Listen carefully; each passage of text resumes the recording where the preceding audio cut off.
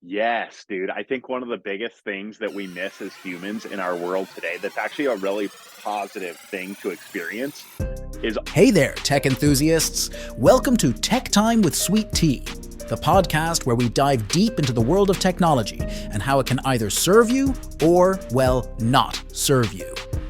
Here is your host, Sweet Tea, and he's on a mission to help you harness the power of tech in your life. Join him as he chats with people about their tech journeys. From the latest gadgets to digital dilemmas, we'll explore it all. So grab your favorite device, hit that play button, and let's keep it real in the world of tech. Tech Time with Sweet Tea is here to help you stay plugged in and empowered. Let's get started. I'd like to welcome back to this episode of Tech Time with me. I'm Sweet Tea, and I'm talking with Zach Fagerberg today. How are you doing? Where are you at today? What are you excited about today, this morning? Tommy. Thanks for the intro, my friend. I'm coming at everyone from Montana this morning. And really what's got me excited this morning is I'll actually, in 2 weeks' time, the first week of October, I'll be down in Phoenix, Arizona for a big networking event that I've had on the schedule for a couple months now. So I know we've had some talks off camera about you just going to the Summit of Greatness and that being a blast. So yeah, I'm excited for the big event I've got coming up here in a few weeks. Phoenix. I've been there many times. Phoenix, I have family living there, right there, close to downtown Phoenix. Great. Always love going to Phoenix, Arizona. I'm excited for some sunshine for sure. The weather up in Montana is starting to get a little fallish, so I'm ready for some 80s and 90s. So is that what you're living up in Montana? So I thought I saw Colorado, but So yes, I actually, up until the end of July, I've lived in Colorado for all 29 years of my life up to this point. Right at the end of July, beginning of August, I came up to Montana, and Montana is really meant to be a short-term place. Ultimately, the next step or place I want to be long-term is down in the Scottsdale, Phoenix area. I've oh, spent a good nice. amount of time down there this year, and there's just some really cool communities and people that I've gotten to meet in that area. So also part of why I'm excited to get down there in a few weeks. Very cool, very nice. How you stay up there even through the winters in Montana? That would be not the plan. There's definitely, a few dominoes that have to fall the right way to get out of here before winter this year. It may end up being more midwinter this year that I head down there, but having grown up in Colorado my whole life, I've done the winter thing. I'm ready to avoid winter for a couple of years, and I'm a real sunshine guy at heart. So I'm not opposed to chasing the sunshine throughout the year. Well, if you know anyone listening, anyone you or anyone know any about Arizona, they get a lot of that too, depending on where you are, either north part, closer to Colorado and Arizona. I've been to Flagstaff and I've seen the Grand Canyon where it can get really cold and actually see snow on the ground in northern Arizona. Yes, definitely. And I'm not opposed to snow, but if I can avoid it for the most part, it makes me a happy camper. So, like before we get into the meat of questioning, and I must say, this is the first time I kind of redirected that questioning of like having the question set and like eh, sending the response back ahead of time. Like I said, this time I would love to see the responses before him, but I don't need to see him. And before it's like, oh no, you don't have to. It's like, but like helping me is driving the whole conversation beforehand. So thank you for sending all the responses up. That's with the heart of transparency here. So thank you for sending all that in advance. Of course, Tommy. I think that I'm a believer in being prepared for things. So when others are kind enough to give me the space and time to share audiences, I want to set us up for success by being prepared. Yeah, of course, being prepared, as they say in the Boy Scouts. What I liked for a 5-line question, and I might not remember them all. It's been a little bit since I used them, but I still came across these before getting to know people and meeting and when you're asking for like first time talking, I'll go into detail about who they are, what they're doing, who are you, and like the first real line of question, who are you? These weren't part of the responses, but I just throwing them in. But there should be about yourself. So this should be really easy. Who are you? What do you do? And who do you do it for? I love it, Tommy. This is a great question to start with. So my name's Zach Fagerberg. Last year, I created and founded my own coaching business, which is Actualized Potential Wellness Coaching. And yes, I'm a wellness coach, but I also love the term mindset mentor in the work that I do. I really focus on wellness coaching and mindset work with entrepreneurs, executives, or really anyone who's driven and passionate about the big visions that they're trying to bring to life. I think that the reason I titled my or named my business Actualized Potential is because I so firmly believe that wellness is a mandatory foundation for anyone to establish if they're really going to bring their best to those things that they're passionate about, whether it's in entrepreneurship or in the boardroom, or in other areas of life. So, So who are you? What do you do? And who do you do it for? Did you touch on that one yet? Who do you do it yeah, for? certainly, man. So, most of the clients that I work with right now are in the entrepreneur realm or are in the executive realm. So they're, CEOs of companies or in the boardroom making big decisions, or they're running their own business. I think that those are endeavors that ask a lot of anyone who's taking care of them. So really working hard to help them establish routines and habits that support their wellness so that they can bring their best self to those big things they're working on every day. Bringing the best self, and that's what getting into the right mindset. I love it. So now making the switch over to as the main topic of this podcast, technology, tech talk, with as it says in the title there. When you hear the word technology, what comes to mind? I think that the initial thought, obviously, is that it's so integral. Yes, I believe that's the word I'm trying to say. In our society today, there's really no getting away from it. Whether it's the device that's usually attached at our hip, and in our pocket, or it's the other pieces that are, the appliances we use throughout the day, or the vehicles that we use to get around in. Technology is really, it's here to stay.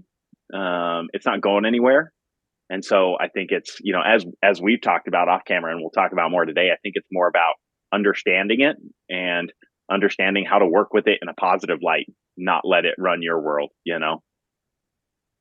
Yeah, I've especially from this morning, I have much to think about. Like when it's been thinking about positivity, and I have a whole new like shifting perspective on that just from this morning. But like when I come to think of it, and technology is anything, it doesn't have to be the computer, the phone. It's I when I think of it, and I hear innovation, and I'll touch on more of that towards the end too. But I hear innovation, and it's been around. It's not going away. You're absolutely correct, and it's been here for ages, going back to prehistory times when there was a first fire made. There was a first all your tools, your stone, your that is technology too. It's all like, and new things that come around, or new tools, any kind of tools like that, and it's been around for ever since this planet's existed. Definitely. It's kind of what we do as humans is create it, right?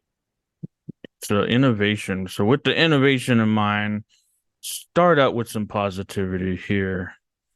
What is the best piece of technology that you can't live without and have used in your life?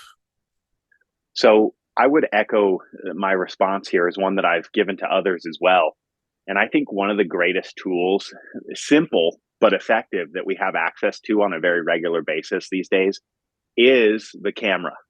There are so many people that are using it for content creation and to get their ideas out into the world.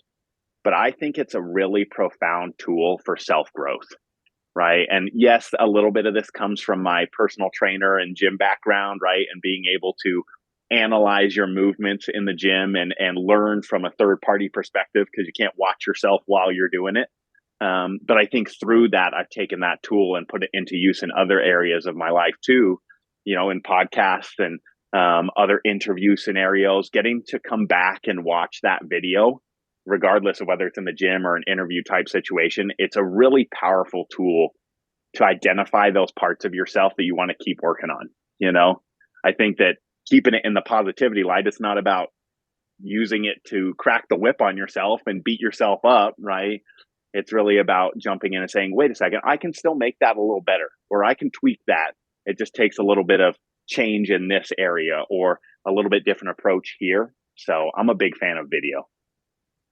This word I think may come up a lot, but get with you today, and like mindset and it's being awareness, having the mindset and having awareness mindset, and you say don't beat yourself up, but just being aware that if you're doing it for the first time, like being on camera, recording, talking to a mic, if you're doing it for the first time, just being aware it's going to be bad. Right. And then, but you can improve from there.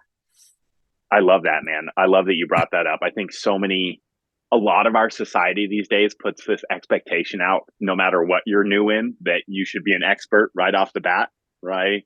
And I think that coming into any new scenario with that awareness and understanding that it's going to be a rocky road for a little bit, but I'm willing to go through that is such an important mindset to have.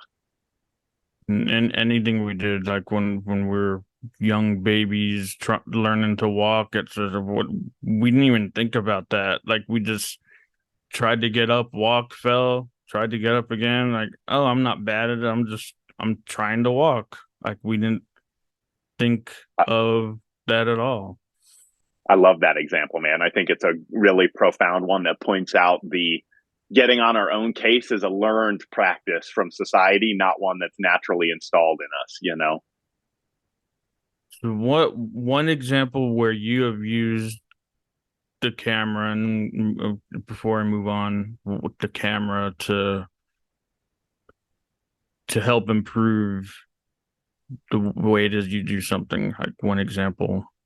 Definitely, man. I think that, the medium we're using it in today is a really good example. About a year ago, a little over a year ago, when I created the business, I really wasn't, super active on social media. I wasn't out there doing podcast episodes and that kind of thing.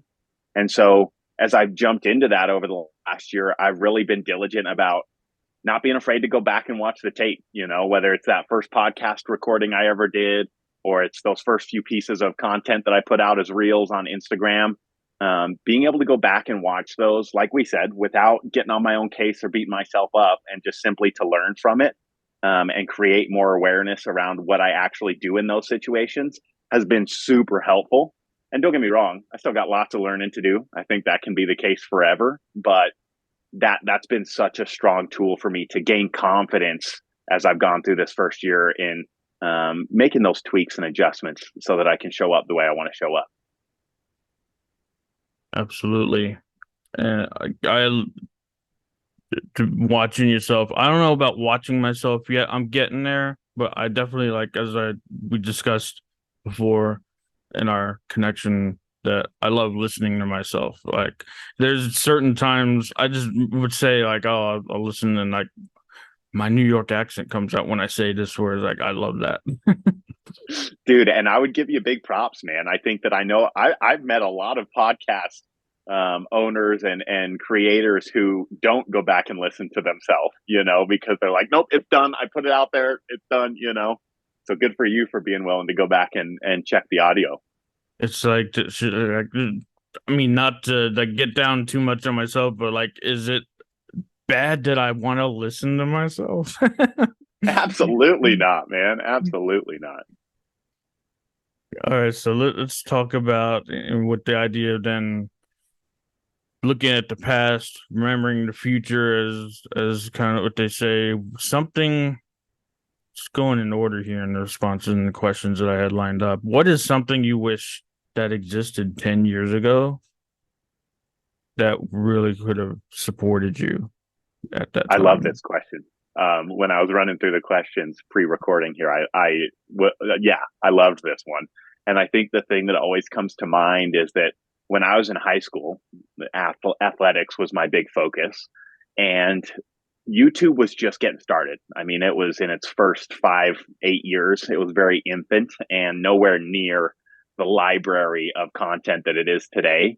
But realistically, looking at where it's at today, being a young athlete 10 to 15 years ago, the ability that not just young athletes, but really anyone who wants to learn anything, there's so much information through visual learning that's available on YouTube. And you can use things like the reviews, the comments to kind of help you sift through the BS and find the stuff that's really going to actually help you move the meter and change how you're working on something.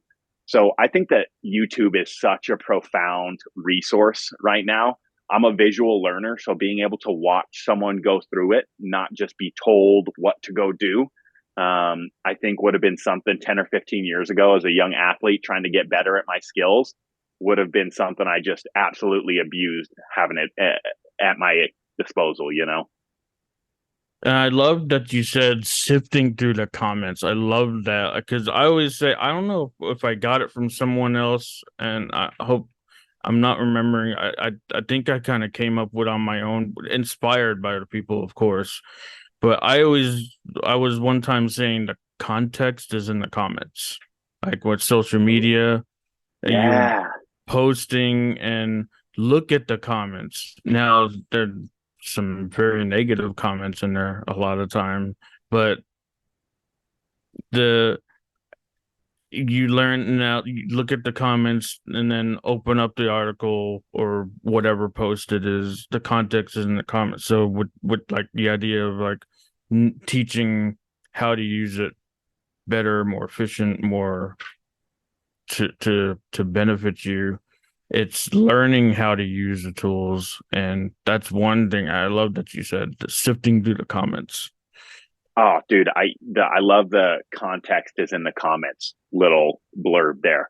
I Mm-hmm. think that, obviously YouTube and anywhere else on the internet, it's easy to find the wrong information, because there's no rules against people not putting out the wrong information. And so I think it is important to still be able to critically think for yourself and use those comments as a way to determine, is what this person is giving me in this video real, or are they kind of throwing me a fib here and barking up a tree that's not necessarily going to help me out?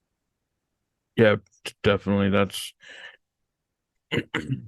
so yeah. So looked at the 10 years and past prior, and I'd love like if I didn't really get into like the video stuff until I got to college, and and then even then, like I'm a video today, and I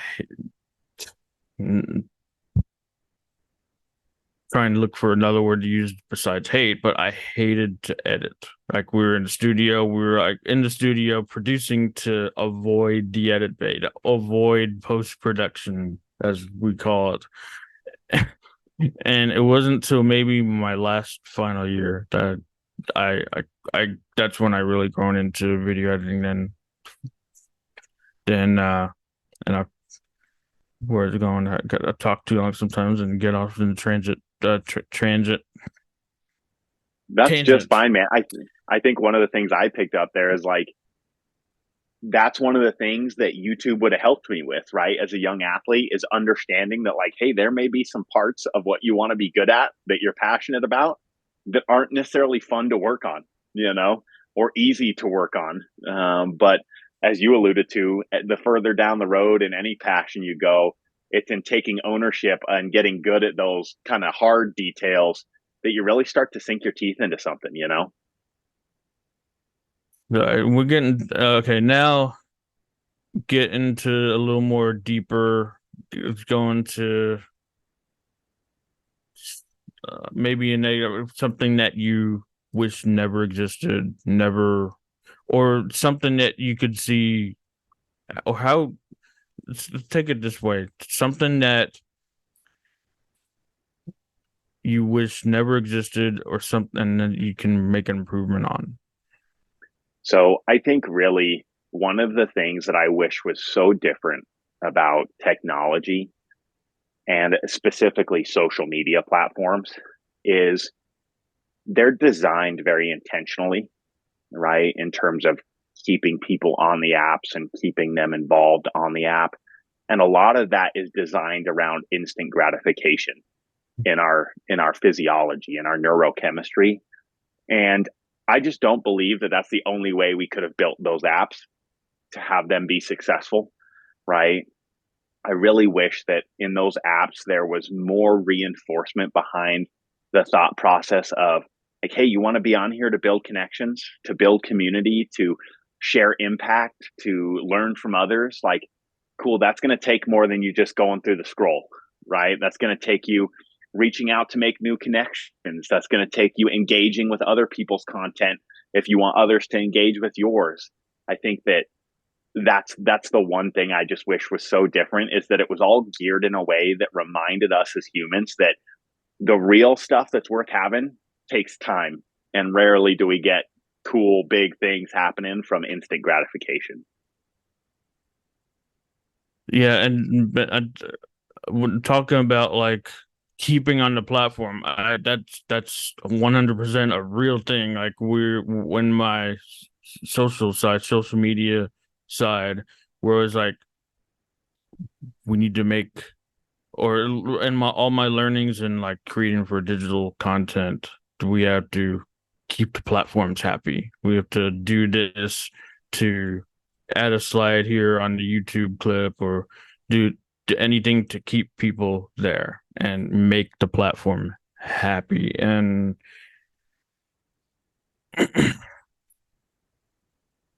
when talking about making so what I was going to with that, how I actually came across you, I found you one day.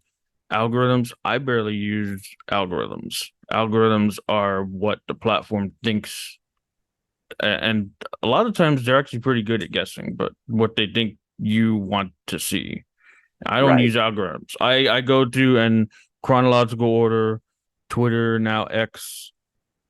I've actually never even known Twitter had a real algorithm because I never used it. I go there and search like one conversation topic on there, and I see, I know how to see exactly what I want, and that's chronological order feed. They just brought, it was hidden, a lot of the features, like one of the features there on Meta and Facebook, and I think they just brought it back to light. And that's how I actually came across you one day. Like I saw a post that you made about podcast, and I wrote in a comment, and if I was just scrolling on the algorithm, probably wouldn't have seen that.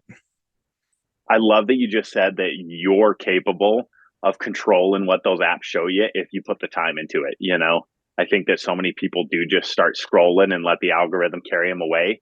I love that reminder that you just gave people that, like, hey, you're a human being and you're capable of going in and showing that app how you want to use it, not how that app wants to use you. Yeah, it was just one tap, and I can see the feed of my followers and not just 10% of my followers. Right, right. So, with the move, staying on the same topic of negative positivity and bringing it back more in a positive light. And this is one of the things that just I came across this morning, like we talked about in the opening. Is it more about, and the question about for you too, that I heard Price Pritchett talk about this, and he posed this question: is it more about staying positive, or is it about being less negative? It's Man, not a trick question. yeah, I would lean towards the positivity side every day of the week. I think that there is something to be said for the power that comes from like wanting to escape negative things and get away from them. But I never have felt that that's as big of a motivator or a drawer of chasing down more of the positive, you know? So you're looking to actually seek more positivity each day, and rather just like, I guess being less negative would be the passive part, but I you're love being that comment. proactive and seeking more positivity. I love that, man. I think that that's one of the things, you know, in my realm where I work with people in wellness and that kind of thing. Reactivity is a place where you'll never get ahead of the game. If you're always playing the reactive game, then you're just managing to keep your head above water. Whereas if you start to take those proactive steps in any area, but on social of seeking out more of the positive, that's where you're starting to get into new realms and experience environments and communities and places that you haven't been yet, you know? Yep. Okay. Next question I have here. Trying to do these more a little rapid fire here, losing to be out of respect of time. How has technology changed the way we communicate as a world, as a planet, and what impact has this had on relationships? You know, man, I think the biggest thing I see with this is people have lost patience and understanding. You know, 20 years ago, 30 years ago, 40 years ago, if you had something come up that was really important and you needed to notify someone, it was a phone call, maybe even a letter, right? And there was this understood expectation that like that person's living a life and it's going to take them some time to take in what I'm telling them and get back to me about it. And I think that with how easy it is to communicate with technology these days, people haven't kept that patience and understanding with other people, right? And even if they don't put it on the other person all the time, they start to internalize it, right? So it's either, why aren't they getting back to me? Like, oh, well, they're just ignoring me. Or it's, oh, did what I say not matter to them? Or am I not important? When in reality, like those are all just stories that our brain is creating because of the fact that we can instantly communicate, right? Instead of understanding like, hey, just because I sent a text doesn't mean that that's the only text that they're getting today or the only person that they're trying to talk to. And so if it's a day, a week before I hear back from them, like that doesn't mean that what I had to say wasn't important. That doesn't mean that they don't care. I think that's one of the big things. Right. Doesn't just because they can doesn't mean they should at that moment. Agreed, man. I love it. So, like you mentioned, I loved it in your response. You mentioned the boundaries, and like you went about it a different way, but yeah, setting boundaries. One question about setting boundaries when I read that, and it's hey, just asking a simple question: how would you like to be contacted? How would you like me to follow up and contact you, communicate with you? I love that, man. I think that that's such an easy example for everyone of we've lost the basics of communication, right? Like lay the groundwork. If you don't understand how someone prefers to be communicated with, you're just leaving the door even wider open to having miscommunication issues, right? Whereas if any relationship you're starting, whether it's professional, friendship, relationship, otherwise, establishing that how do you want to be communicated with is such an important base layer. Next question here. Do you think that technology is making us more connected or more isolated? I think that this one is one of those interesting ones where we as humans have the ability to determine the outcome of that answer, right? I have experienced both ends of that spectrum. I've been the person who's just scrolled and scrolled and scrolled and done nothing but compare and compare and compare. And it makes me feel really alone in this big world of ours, you know? And I've also been the person who is out there every day connecting with new people, trying to forge new relationships and foster new connections. And that end of the spectrum is the total opposite, right? I feel like all of a sudden, whether someone's in Canada or in another state, like they're right there with me.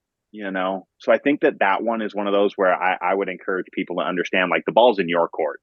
If you feel like you're on one end of that spectrum that you don't want to be, like, it's how you're using the thing that determines that. Yeah, how you like reactions, again, going back to your reactions, and are you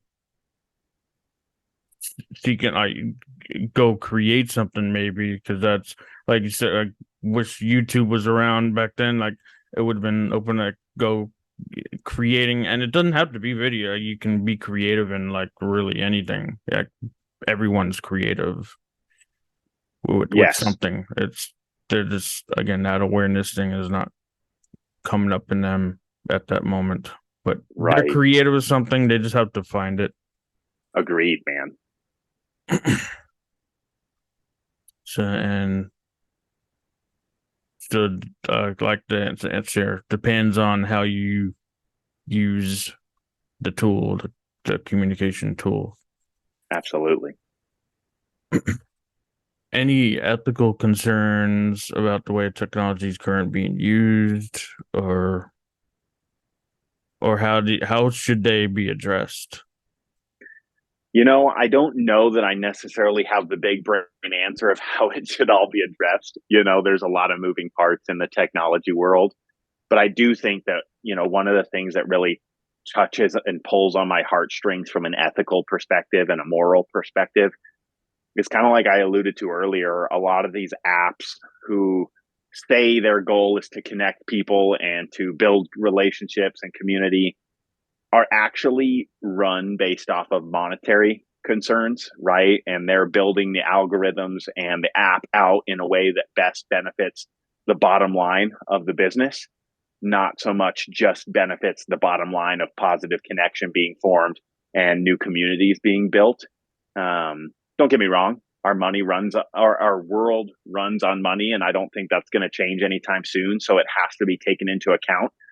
But I just think it would create such a different space in those social media outlets if the actual human connection that they say they're focused on was the priority, not just what money they're making off of it on the back end. Yeah, acknowledge you for you may not be the like expert, but you still put out your opinion on like kind of what you would do, or what you would want to see, at least. Right? So acknowledge you for sharing that opinion. Thank you, my friend. Uh, how is the technology today changed the way we work and the impact it has on productivity and satisfaction? This is a good question, Tommy. I down to my very core am an efficiency man. Like, if it can be done more efficiently, I want to do it that way because I'm not about wasting my time. So I do appreciate most technologies in that sense, that yes, technology, when used in a productive way, creates streamlines and efficiencies that you would just never be able to reach without it. But I think, similar to some of our conversations already in today's episode, like, that doesn't just happen because you pick up technology every day, right? Just because you pick up your phone every day doesn't mean your calendar app automatically has all your stuff in it. Like, you have to go into that app, you have to engage with that app and set it up proactively in a way that starts to streamline and create that efficiency. And I think that a lot of people just are at the point where they expect the technology to do the heavy lifting for them, instead of putting in a little bit to the technology to really get that maximum efficiency out. What's that phrase I've heard a lot? Operator error. Yeah. Yeah, that's a pretty common one with technology, for sure. Or lack of operation. Yes, yep, that too, for sure. The technology won't work for you if you're not working with the technology. Put something in it, and depends on what you're going to get out of it. You said Absolutely. that on one of the responses here, and that just came to me just now.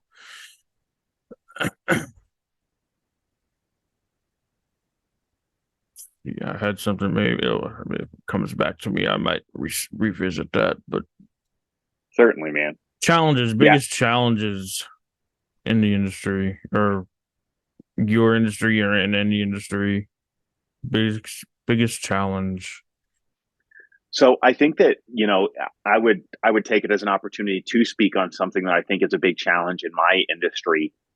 And in my industry of health and wellness and taking care of oneself, there's been a big surge in the last 5 years or so of data collection, right?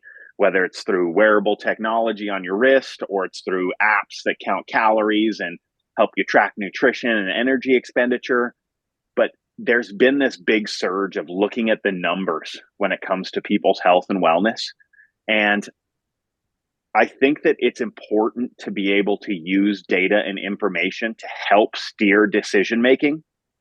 But I think that what it's gotten to a point of is it's actually taking people out of making decisions and being aware of what their process is actually doing for them. They just come back to what the numbers are saying. And if the numbers aren't what they want the numbers to be, then they kind of scoop the whole process that they're working on off as not beneficial.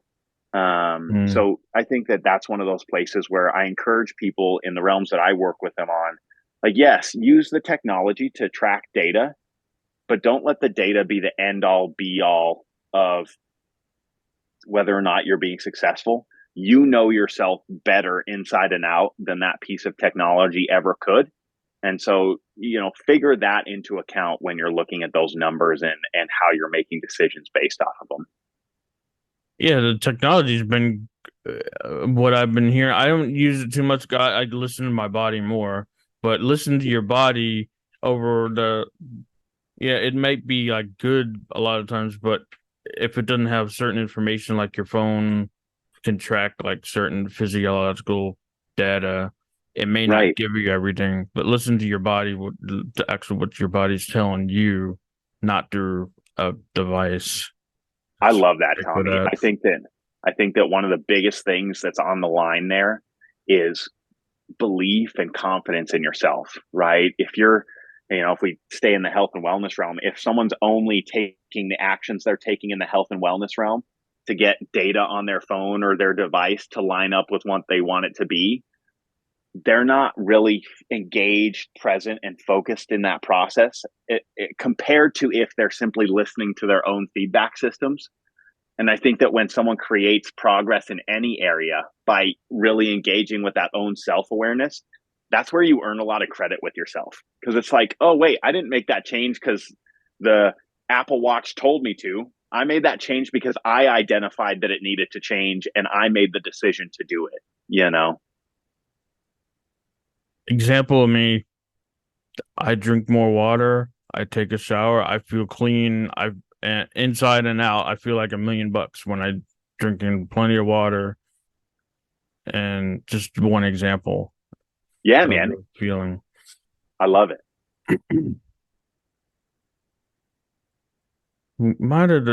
Now we're gonna get really directed here. We touched on it being creative.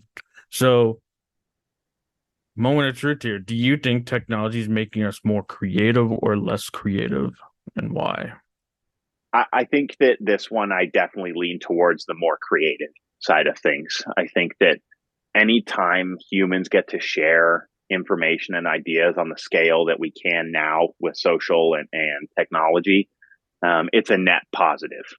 Um, yes, as we've said today, there are the places where you can find the detracting comments or the negative ideas or the, trying to put people down. But I think far and away, you could say that since technology has continued to grow, we've seen creativity and advancements and innovation do nothing but progress at a rate that we've never seen before.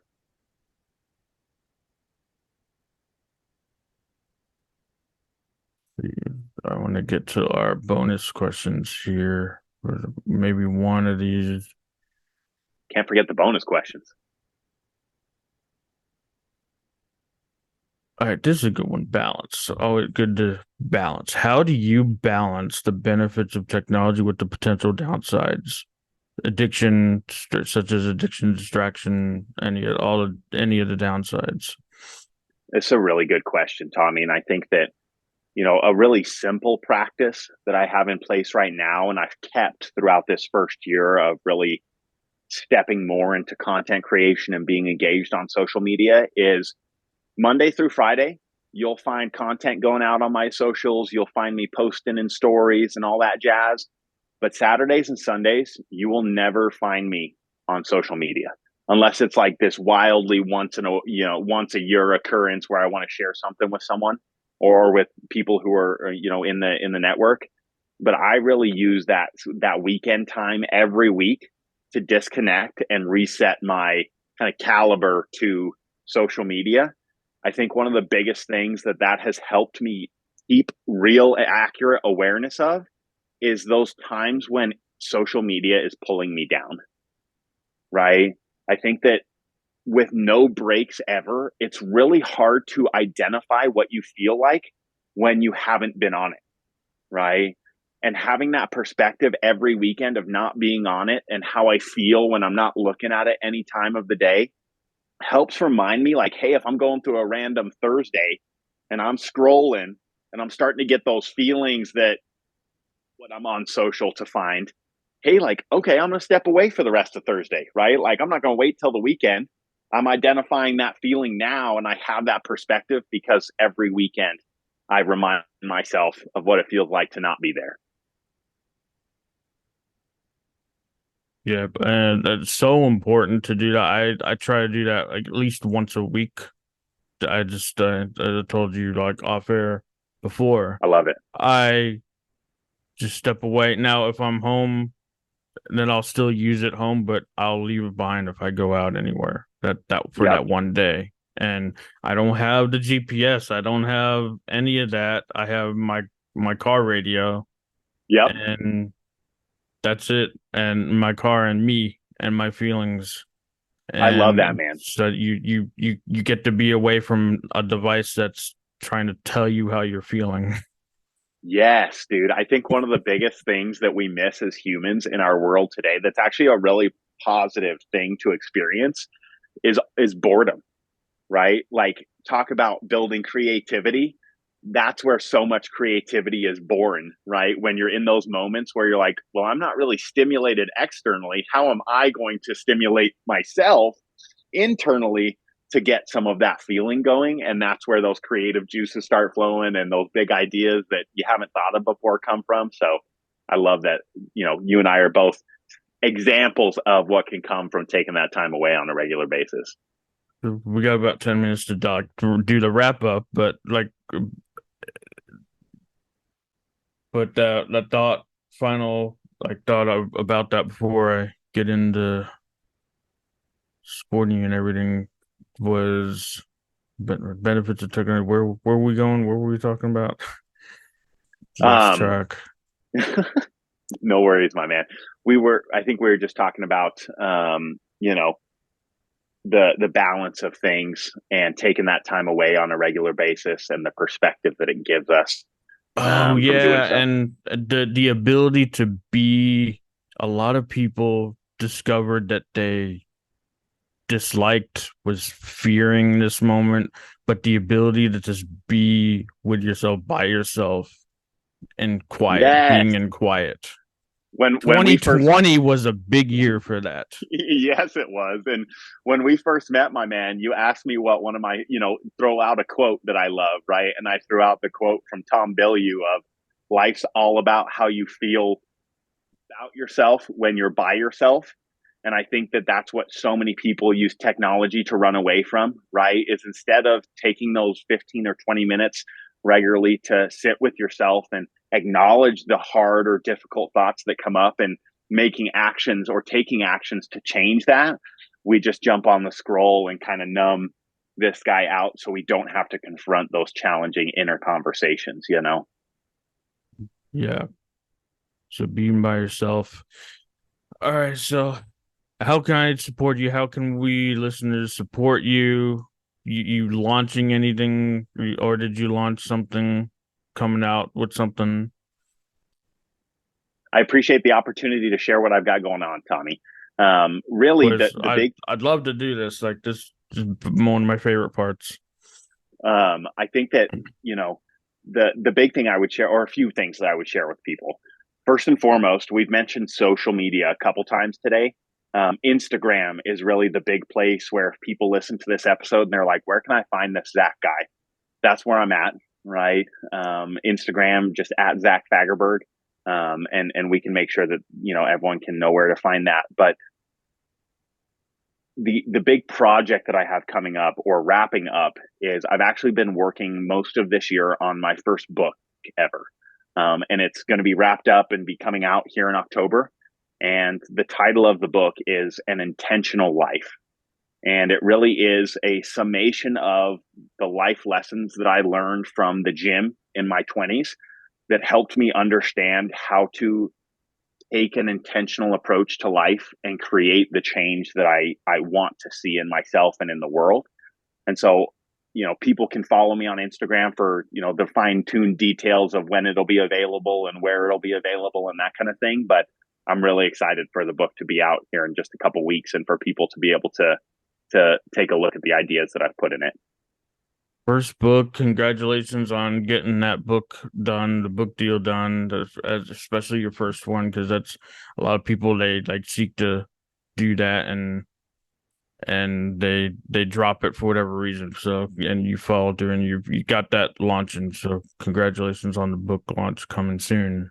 Next month. Thank you, my friend. Yep. And I would echo, I loved what you just said there, that many people, start it and then decide at some point to step away. If anyone else who's listening to this is thinking about doing anything like that, know that I've had those moments this year, right? There have been many moments in the process of writing it this year where I'm like, what am I doing? Is this really I don't know. Should I keep doing this? Should I keep working on it? And as I'm closing in on the final steps here, I would give everyone who's listening a resounding yes. Like, stick through those moments, keep taking it one step at a time. Put that big project out into the world that you've been working on or thinking about, because that's how we make the world a better place. And it's not just with like books too, starting a podcast. Yes, anything. I started this as a film podcast, and now I it's like I had the same question, like, what am I doing? And I would change the direction. Now I think I went to tech, and now I'm actually trying to come back to the film and incorporating the tech side still. So it's film, but a little different perspective this time. I love it, man. A really good example of just continuing to take the action, even in those messy or uncomfortable situations, And I think that the other thing that I would throw out to anyone listening is that, if in listening to Tommy and I share conversation today, you're like, man, I kind of like to talk to Zach more about some of these things that I've heard on the podcast today or about wellness and health. If people are going and finding me on Instagram, they'll be able to schedule a free 60-minute call with me. I am not the kind of guy or coach who's like, oh, are you really interested? Because I'll withhold information until you prove to me that you're really interested. No, like, if we schedule that call, I want to pour into you for 60 minutes. I want to help you get to a point where you're more confident in the actions you're taking in those areas of life. So, yes, people can, through finding me on Instagram, also connect with me that way if they're looking for some FaceTime and some ability to ask me questions and that kind of thing. Yep, and I'll have those all linked up on the episode too. Awesome. I'll have you use Facebook. I have the Facebook link, but I know primarily Instagram. And yes, and I can make sure that your Lincoln bio I'll have there too. Wonderful. Which is also on your Instagram. Yes, and that's where people can find the link to, schedule a call with me. That's where they'll be able to find the book when it's out and available. That's where I keep everything linked for sure. 3 final questions to inspire my podcast inspiration. Lewis Howes, he has the 3 truths, 3 lessons, and here's I've been kind of changing up, revamping, but bonus questions here, final 3. Ready, here we go. How can businesses, individuals, how can work together to ensure that new technologies are developed and deployed in a responsible and sustainable way to benefit society as a whole? I think we mentioned it briefly in the episode here, but I think that really continuing to hold ourselves to the high standard of, is that positively impacting people or is it making me money? Right. And not saying that you can't do both, but if making money is your primary driving factor, I think we might be losing or leaving behind a little bit of the viewpoint on, is this technology really being built and put together in a way that benefits everyone, like you just said? Right. As I've been finding too, if you focus on the service, the other part will come. Yes. Couldn't have said it better myself, my friend. So here's the three truths version. This is a two-parter. When it comes to our constant companions, our smartphones, smart devices, what are the three undeniable truths you observed about their impact? Oh man. This is a great question. I think the first one I would say is that they're mirrors of where you're at right now, right? If you're in that reactive state, if you're in that not seeking out positivity state, surrounding yourself with those technologies is only going to reverberate that feeling and that experience. If you're in the opposite mindset, then it will mirror that as well. I think another truth, we mentioned it at the very beginning of the episode, it's not going anywhere. So stop pushing it away. Stop telling yourself it's not a part of life. Step into taking the ownership of how it's going to integrate with your life in the ways that you want it to.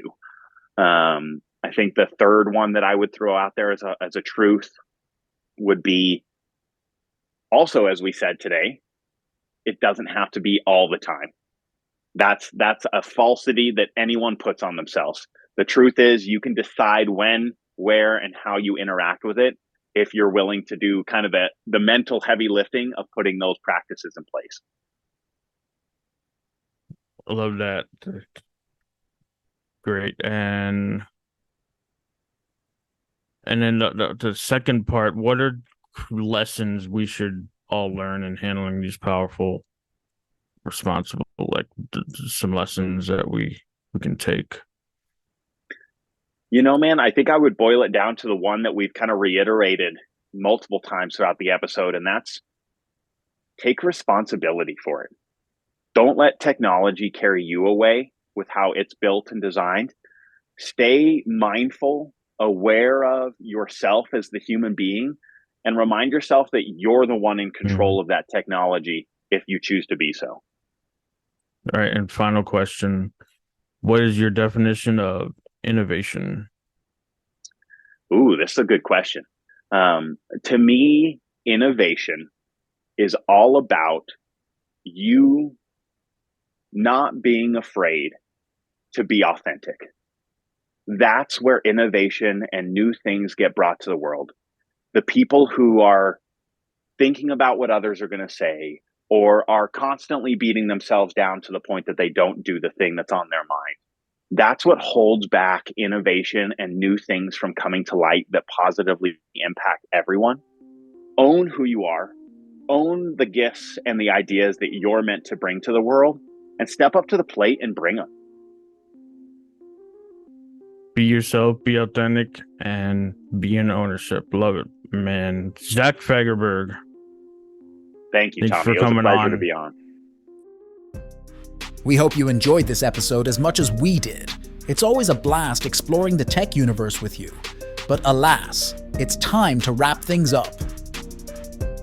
If you've got burning tech questions or just want to say hello, remember you can reach out to us on our website, social media, or drop us an email. We love hearing from you. And if you found this episode as electrifying as we did, please take a moment to subscribe, rate, and leave a review. Your feedback helps us keep the tech goodness flowing. Don't forget to share Tech Time with Sweet Tea with your fellow techies. The more, the merrier, right? As we sign off today, always remember that tech is a tool and it's here to serve you. So use it wisely, explore fearlessly, and keep it real in your tech adventures. Stay curious, stay connected, and keep rocking the digital world. Catch you on the next episode of Tech Time with Sweet Tea.